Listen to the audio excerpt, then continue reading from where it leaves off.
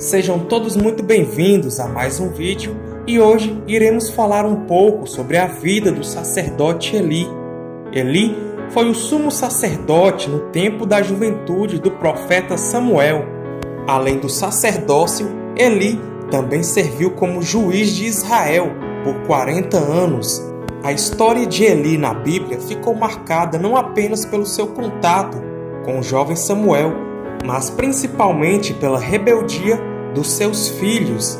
Eli era descendente de Arão através de Tamar, mas sua descendência não é citada na lista de 1 Crônicas capítulo 6, por causa do julgamento de Deus sobre a sua família.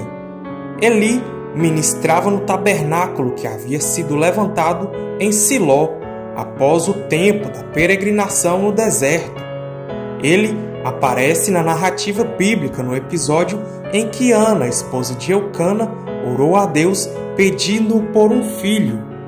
Inicialmente, o sumo sacerdote Eli mostrou certa falta de sensibilidade espiritual ao interpretar de forma equivocada a atitude de Ana.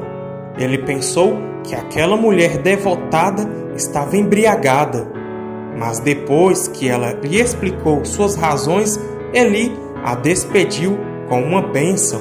Deus atendeu ao pedido de Ana e abriu a sua madre. Ana deu à luz a Samuel e tão logo cumpriu o voto que havia feito ao Senhor. Ela levou o menino a Siló para ter uma vida dedicada ao serviço de Deus. Isso significa que o pequeno Samuel ficou aos cuidados do sumo sacerdote Eli. Mais tarde, foi o próprio Eli quem instruiu Samuel quanto à percepção da voz do Senhor que ele chamava. Naquele tempo, Eli já era um homem idoso. O grande problema de Eli foi seus filhos. Ele era pai de 2 homens incrédulos, Ofni e Finéias. Como Eli já tinha a idade muito avançada, seus filhos passaram a ter cada vez mais responsabilidades no serviço do tabernáculo. Mas os 2 filhos de Eli não tinham qualquer temor a Deus e nem respeito pelo próprio pai. Eles transgrediam a lei de Deus de muitas maneiras. Eles violavam a regulamentação acerca das ofertas e sacrifícios ao Senhor e se apropriavam daquilo que era consagrado a Deus. Além disso, eles seduziam as mulheres que se ocupavam de forma voluntária de algum serviço relacionado ao funcionamento do tabernáculo. A prática pecaminosa e imoral dos filhos de Eli era conhecida por todo Israel e influenciava negativamente o povo. A Bíblia mostra a tentativa patética de Eli de repreender seus filhos, mas eles já estavam com suas mentes cauterizadas pelo pecado e tinham atingido um nível de endurecimento tão profundo que o juízo de Deus sobre eles era inevitável. Eli é sempre lembrado como uma figura trágica que não tinha controle sobre sua própria casa. Embora ele não apareça na Bíblia participando diretamente dos pecados dos seus filhos, ele acabou participando deles por omissão. O erro fatal que Eli cometeu foi o de honrar mais os seus filhos do que o Senhor. Além disso, parece que ele acabava se beneficiando indiretamente do comportamento ganancioso dos seus filhos. Por tudo isso, Deus derramou seu juízo sobre a casa de Eli. Antes, ele enviou um profeta sobre quem nada sabemos, mas que anunciou o julgamento do Senhor. O homem de Deus denunciou a forma com que Eli e seus filhos negligenciaram o serviço de Deus e desprezaram a grande dádiva do ofício sacerdotal que lhes fora confiado. Em seguida, o profeta avisou que a linhagem sacerdotal em Israel não seria mais contada através da sua casa. Na prática, isso significou que a linhagem sacerdotal passou a ser considerada através da descendência de Eleazar, o outro filho de Arão. Essa mesma mensagem foi novamente confirmada através do jovem profeta Samuel. Deus também avisou a Eli que seus filhos morreriam no mesmo dia, e que ele seria o último homem idoso de sua casa. Todos os outros haveriam de morrer no auge da idade. Mais tarde, muitos descendentes de Eli foram dizimados durante o massacre promovido por Saul em Nob.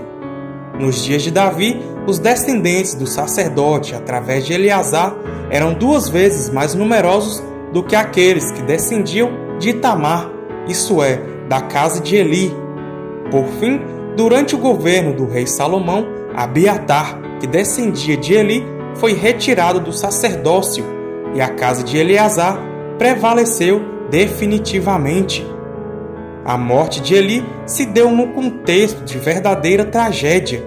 Os israelitas estavam em guerra contra os filisteus e os filhos de Eli levaram a arca do Senhor à batalha como um tipo de talismã. Mas o exército israelita foi duramente derrotado. Os 2 filhos de Eli, que seguravam a arca da aliança, foram mortos e a arca capturada pelo exército inimigo. Eli estava sentado numa cadeira ao pé do caminho com o coração apertado, especialmente por conta da arca do Senhor, que estava na batalha. Provavelmente, ele sabia que o fato dos seus filhos perversos estarem responsáveis pela arca não poderia resultar em coisa boa. Naquela ocasião, ele já tinha perdido a visão. Então, um mensageiro da tribo de Benjamim foi até ele e lhe deu as más notícias. O mensageiro avisou que seus filhos estavam mortos e que a arca tinha sido tomada.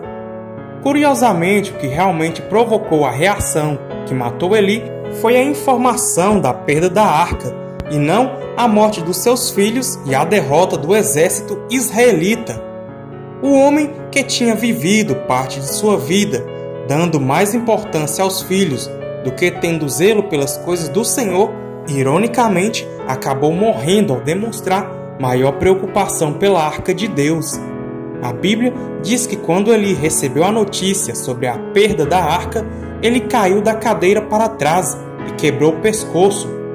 Quando sua nora grávida e esposa de Finéias ouviu as más notícias, entrou em trabalho de parto.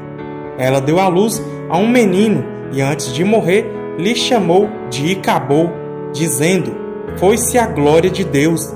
Ela disse isso porque sabia que seu marido e sogro foram responsáveis pela calamidade em Israel. Com a perda da arca do Senhor, o sumo sacerdote Eli morreu aos 98 anos. A Bíblia diz que Eli julgou Israel durante 40 anos. É possível que esse período de liderança de Eli tenha coincidido, pelo menos em parte, com as ações de Sansão e com as atividades de outros juízes daquele mesmo período. Durante todo esse tempo, ele esteve em Siló. Certamente, Eli ficou marcado na história de forma negativa. Sua conduta nos ensina, principalmente, acerca do perigo de não zelar pela obra do Senhor. Em outras palavras, sua vida é testemunho de que devemos sempre priorizar a honra de Deus e não ser omisso ao pecado. Antes de ir embora, não se esqueça de se inscrever no canal, ativar o sino das notificações e deixar o like. Deus abençoe a todos.